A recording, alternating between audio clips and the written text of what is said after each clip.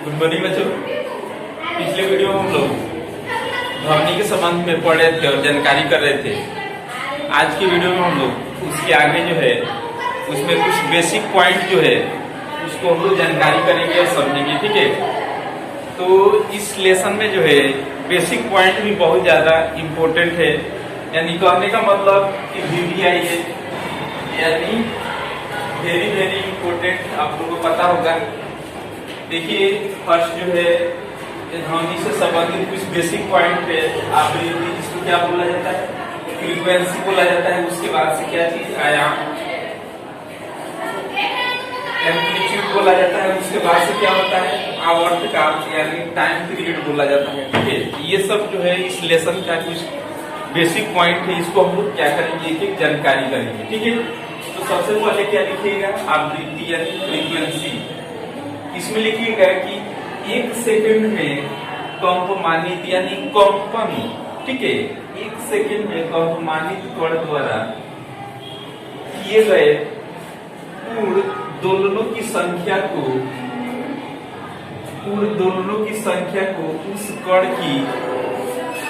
उस कण की आवृत्ति कहते हैं, ठीक है। जैसे कहने का मतलब है कि आप लोग लोलक या दोलन करने वाला दीवार घड़ी होता है, उसको देखे होंगे कि ये क्या होता है जी, एक सीधी रेखा में होता है और इसमें लोलक लगा रहता है यहाँ पे, और कंपमानित होता है किधर, ये समय के अनुसार इधर भी कंपमानित होता है, इधर भी कंपमानित होता है, ठीक है। आप लोग देखे होंगे आपके घरों में भी वो दीवार घड़ी होता है लोलक वाला, तो समय के साथ इधर भी होगा इधर भी होगा, ठीक है। तो 1 सेकंड में कंपमानित कण द्वारा किए गए पूर्ण दोलनों की संख्या को उस कण की क्या बोला जाता है, तो आवृत्ति कहा जाता है, ठीक है। इसमें और लिखेंगे क्या चीज कि इसे n से सूचित किया जाता है, ठीक है। इसे किससे सूचित किया जाता है, स्मॉल n से सूचित किया जाता है। और इसमें क्या लिखना है, देखिए, और इसमें लिखना है कि आवृत्ति का SI मात्रक, ये सबसे इम्पोर्टेंट चीज है। आवृत्ति का SI मात्रक जो होता है क्या होता है, तो हर्ट्ज होता है। यानी इसको किससे सूचित किया जाता है, Hz से सूचित किया जाता है। आप लोग घर में देखे होंगे रेडियो वगैरह, उस पे जो रहता है कि कितने हर्ट्ज पे तो साफ आवाज सुनाई देता है, कितने हर्ट्ज पे क्या होता है, उसमें सब दिया रहता है, ठीक है। तो देखिएगा कि आवृत्ति को जो है किससे सूचित किया जाता है, तो Hz यानी इसको हर्ट्ज पढ़ा जाता है, समझ रहे हैं। तो ये चीज हम लोग जान चुके हैं। उसके बाद से क्या है, उसके बाद से दिया गया है आयाम यानी एम्पलीट्यूड। इसके बारे में लिखिएगा कि किसी कंपमानित कण के मध्य, देखिए इसमें क्या किया है, कंपमानित कण के मध्य बिंदु से यानी बीच वाले बिंदु से महत्तम विस्थापन की कण का क्या बोला जाता है, तो आयाम बोला जाता है। महत्तम विस्थापन का मतलब क्या, लंबी दूरी तय करने की कण को क्या बोला जाता है, तो इसको आयाम बोला जाता है, समझ रहे हैं। ये जो है कौन सा पॉइंट है, तो ये जो है दूसरा नंबर का पॉइंट है, ठीक है। उसके बाद जो है नेक्स्ट पॉइंट, इसमें तीसरा नंबर जानकारी करेंगे। देखिए आवर्तकाल यानी इसको क्या बोला जाता है, टाइम पीरियड बोला जाता है।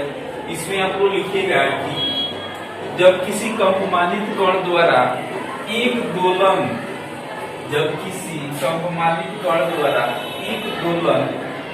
पूरा करने में लगे समय को क्या बोला जाता है, तो आवर्तकाल बोला जाता है, ठीक है, यानी टाइम पीरियड कहा जाता है। जैसे ये मान लीजिए कि लोलक वाला कोई घड़ी, इसमें जो है देखिए एक दोलन पूरा कब होगा, जैसे मान लीजिए कि यहाँ से चला, यहाँ से और यहाँ आया, फिर यहाँ से फिर यहाँ एक स्थान पर आ जाए, तो एक दोलन जो है यहाँ से यहाँ जाकर के आने में, यानी कहने का मतलब एक दोलन पूरा करने में जितना इसके बीच जो है समय लगता है उसको क्या बोला जाता है, तो उसको जो है आवर्तकाल यानी टाइम पीरियड उसको बोला जाता है, ठीक है।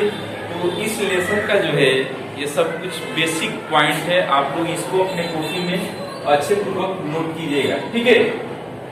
तो इससे संबंधित जो है हर्ट्ज के बारे में भी, मतलब इससे संबंधित बहुत सारे आपके क्वेश्चन आंसर होगा, तो उसमें जो है इससे संबंधित क्वेश्चन आंसर आएंगे। ठीक है, तो ये चीज समझ में आएगा तभी आप लोग को जो क्वेश्चन आंसर करवाया जाएगा तभी वो चीज समझ में आएगा। समझ में? तो आपने कॉपी में इसको अच्छे से नोट कर लीजिएगा। ठीक है, और जो भी आप लोग को क्वेश्चन भेजा जा रहा है उसको बना करके हम लोग के व्हाट्सएप ग्रुप पे भेजिएगा। ठीक है, तो आज की वीडियो में इतना ही। इसके आगे जो है कल और हम लोग जानेंगे और समझेंगे। तब तक के लिए